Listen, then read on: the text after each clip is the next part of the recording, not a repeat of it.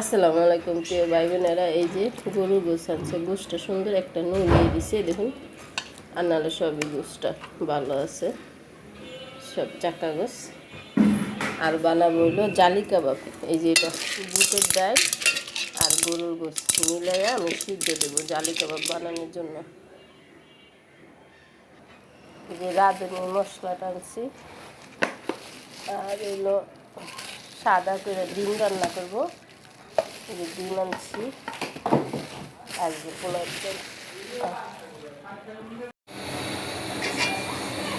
হলুদ পাতি, মরিচ পাতি, আদা, রসুন, পেঁয়াজ, তেল আর রাঁধুনি মশলা দিয়ে গরম মশলা দিয়ে একবারে দিয়া কষাইয়া তারপরে গরুর গোশটা বসাবো। মশলাটা ভালো করে কষাইব।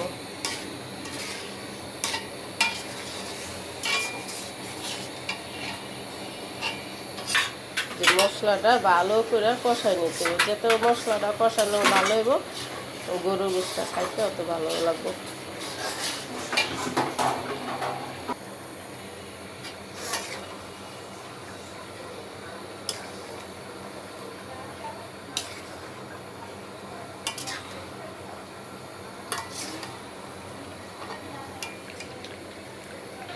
এই যে গরুর গোশটা কষাইতে দিয়ে দিছি, কষানো কালারটা সুন্দর আসছে মাশাআল্লাহ দিলে।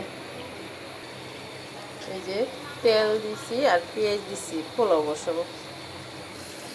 দারচিনি, এলাচ, পেঁয়াজ ভাজা হয়ে গেছে। এখন ওই যে পরিমাণ মতন পানি,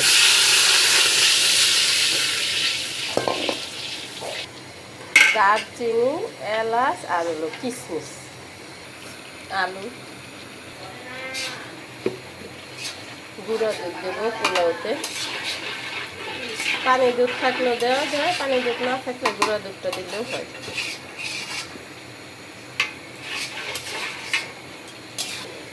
কাঁচামরিচ, লবণ, যে পোলাও চালটা দিয়ে দিছি, এখন ঢাকনা দিয়া ঢাইকা দেবো।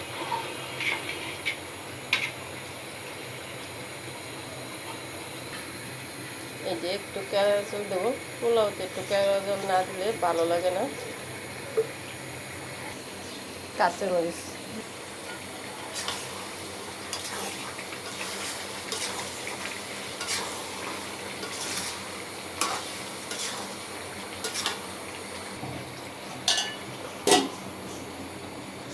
পোলাওটা পেয়ে গেছে। পোলাও রান্না করতে বেশি সময় লাগে না বন্ধুরা।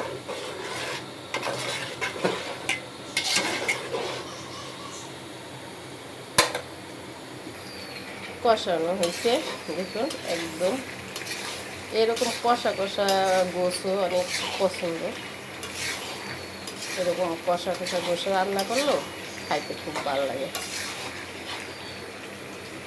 পানি দিয়ে দেবো।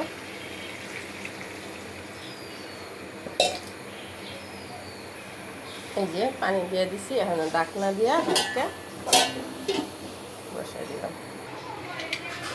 পোলাওটা হয়ে গেছে। একটু আরও মনে করেন 5-10 মিনিট একটু দমে রাখবো, তাইলে এনাফ হইব।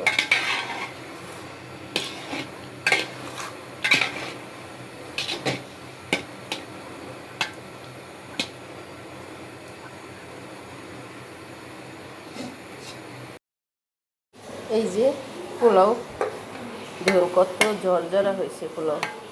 এরকম পোলাওটা ঝরঝরা হইলেই সুন্দর।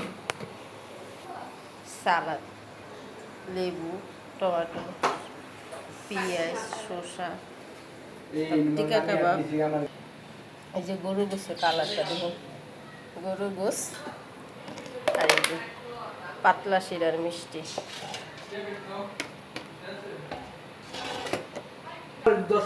ডিম বোনা। যদি ভিডিওটা ভালো লাগে লাইক শেয়ার সাবস্ক্রাইব করুন। আল্লাহ হাফেজ।